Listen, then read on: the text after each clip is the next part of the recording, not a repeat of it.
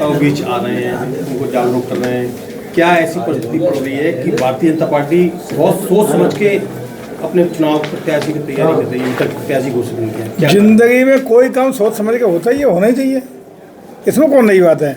हम लोग सबसे पहले देश में 51 सीटें यूपी में घोषित करने वाली पार्टी है। अभी तक कितने लोगों के 51 हो गई बताओ। दूसरा राउंड भी जल्दी आपको सामने मिलेगा। सेकंड राउंड पे चूँकि राष्ट्रीय पार्टी है, पूरे देश के विभिन्न प्रांतों पर चर्चा होती है। कल तक चिंतन मंथन उन प्रांतों पर हुआ है जहां अभी फर्स्ट फेज के भी प्रत्याशी कंसीडर नहीं हुए थे। कल रात तक उस पर चिंतन हुआ है। जैसे ही फर्स्ट फेज वाला पूरा देश के सारे प्रांतों पर चर्चा हो जाएगी, उसके बाद सेकंड राउंड जैसे शुरू होगा। सेकंड राउंड में तो फर्स्ट राउंड में तो हम लोग 51 कर ही चुके।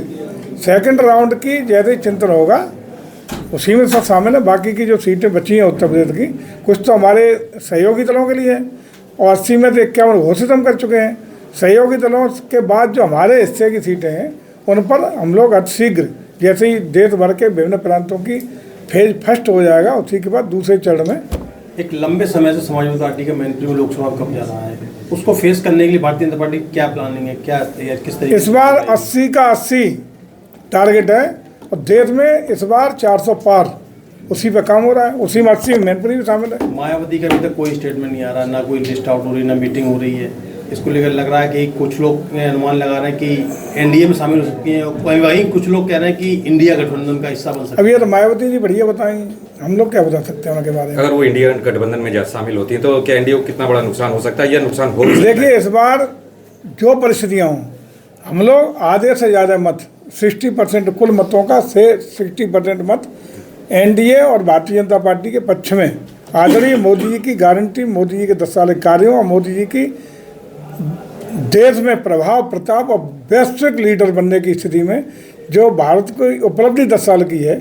उत्तर प्रदेश में आदरणीय योगी जी की 7 साल कार्य क्षमता के आधार पर, कार्यशैली के आधार पर जो प्रदेश का वातावरण बदला है, उसकी जो परिणति है, उसी का परिणाम होगा कि हम मोर देन 60% वोट अकेले हासिल करेंगे और 60% में जो तरह इकट्ठे हो जाएं, अलग अलग हो जाएं, कोई फर्क नहीं पड़ने वाला नहीं है।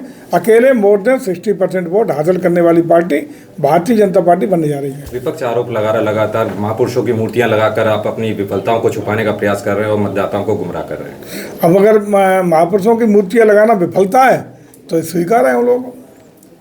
एक आरोप ये भी लगता है विपक्ष द्वारा कि दबाव में उनके राजनीतिक पार्टियों को तोड़ा जा रहा है, उनके लोगों को अपने पार्टी में शामिल कर रहे हैं, जबकि कभी अभी आप आरोप लगाते रहे हैं पार्टी उन पे जांच की बात करते रहे हैं, वही लोग आज पार्टी में शामिल। देखो, सही बात तो ये है कि आज हम खिड़की खोलें, इतने घुसे पड़ जा रहे हैं। अगर गेट खोल दिया तो पार्टी साफ हो जाएगी पूरी, इतनी भगदड़ है। और वो इसलिए है कि लोकतंत्र में जन भावना, जन आस्था सर्वोपरि होती है पूरे देश में और खासकर उत्तर प्रदेश में जो प्रचंड आंधी और तूफान है भारतीय जनता पार्टी के पक्ष में, योगी जी के पक्ष में, मोदी जी के पक्ष में, उसका परिणाम है। यदि हमने फाटक खोल दिया तो अकेले नेता रह जाएंगे, सब भाग जाएंगे। आपने देखा भी अभी राजस्थान क्या हुआ। कयास लगा जा रहे हैं कि आपका नाम लोकसभा में मैनपुरी के लिए संभावित है। अरे जो पार्टी निर्णय करेगी। क्या डिम्पल उस समय हारेंगी? अरे हमें नहीं मालूम क्या होगा, लेकिन डिम्पल जी तो हारेंगी ही, कोई भी लड़ेगा। लेकिन पार्टी का जो भी प्रत्याशी आएगा वो मजबूती से लड़ेगा, कमल निशान लड़ेगा, कमल निशान जीतेगा।